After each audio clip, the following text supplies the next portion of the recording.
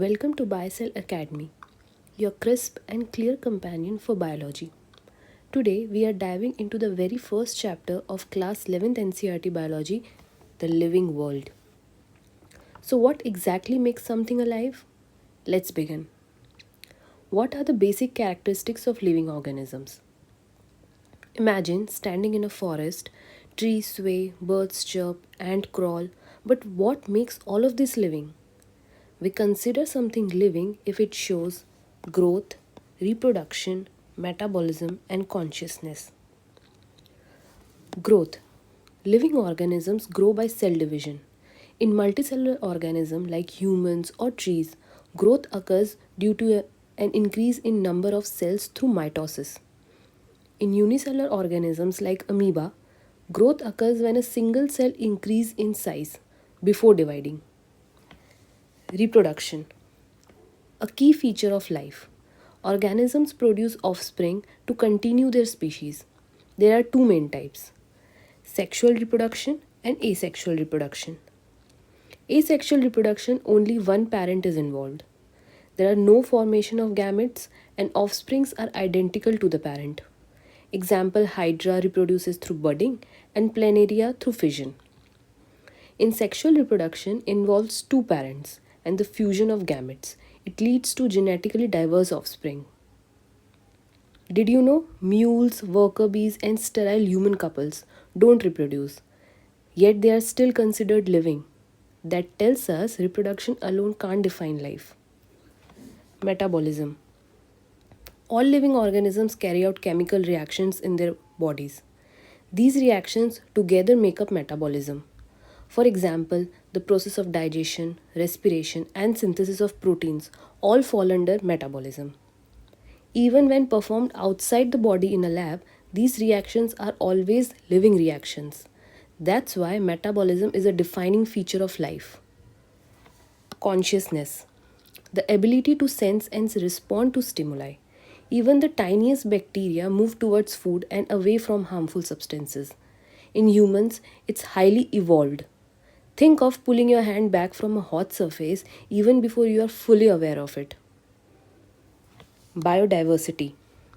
The earth is home to millions of organisms. The variety of life forms present on earth is called biodiversity. Scientists have identified and named around 1.7 to 1.8 million species till now. These species are grouped and classified for easier study that brings us to taxonomy. Nomenclature. How do we make sense of this biodiversity? By naming organisms scientifically. This is called nomenclature. A common name can vary by region and language, but scientific names are always universal.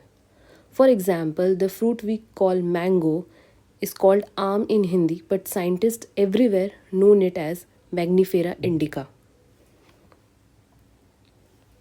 Identification and classification. Identification is recognizing that an organism is different from others. Classification is grouping organisms based on similarities and differences. These are essential steps in taxonomy. Taxonomy. Taxonomy is the branch of biology that deals with the identification, naming, and classification of organisms. Carl Linnaeus is known as the father of modern taxonomy. Systemics. Systemics is a broader term, not only classifies organisms but also tries to understand their evolutionary relationships. Binomial nomenclature. Let's understand how organisms are scientifically named. The system of naming was developed by Carolus Linnaeus or Carl Linnaeus. Each scientific name has two parts: the generic name, that is the first word, the specific epithet, that is the second word. Together, these make up the binomial name. Example: in Magnifera indica, Magnifera is the generic name and indica is the specific epithet. This name refers to the mango tree. Likewise, in Homo sapiens, Homo is the generic name and sapiens is the specific epithet referring to humans. Universal rule of nomenclature. Number 1. Names are generally in Latin and written in italics. Number 2. The first word, that is the generic name, starts with a capital letter. Number 3. The second word, that is the specific epithet, starts with a small letter. Number 4. Both words are underlined separately if handwritten. Number 5. A name must be unique and not used for any other organism. And lastly, number 6. The author's name can appear after the species name. For example, Magnifera indica Linn. Linn stands for Linnaeus. For plants, naming follows ICBN, that is International Code of Botanical Nomenclature. For animals, it follows ICZN, International Code for Zoological Nomenclature. Classification. This is the process of placing organisms into groups based on similar characteristics.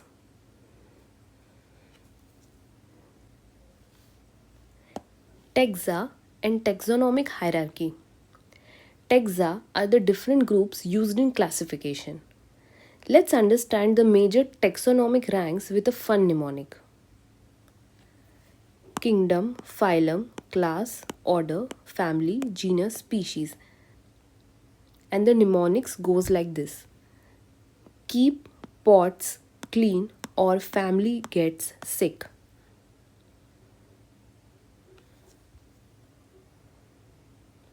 Taxonomical aids.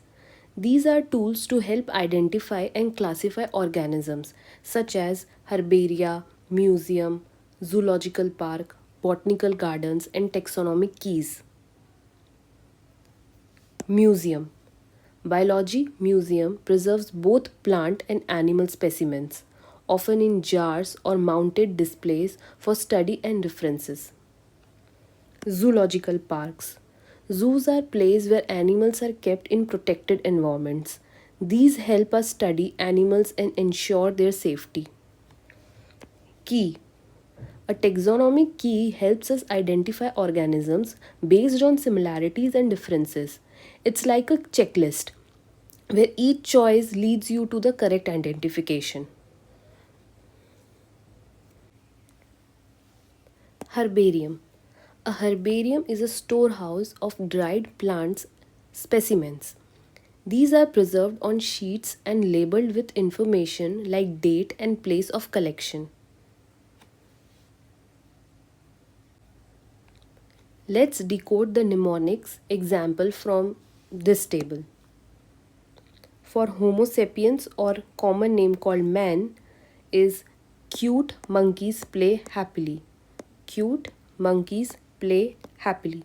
Likewise, for housefly, all insects dance madly. For mango, a delicious sweet apple, or aam in Hindi. For wheat, a mighty plant produces wheat.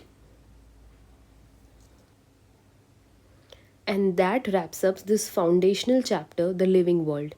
From what makes something living to how we name and classify life, this is where biology truly begins. Stay tuned for the next chapter and don't forget to like, share, and follow BioCell Academy for more crisp biology breakdowns. Thank you.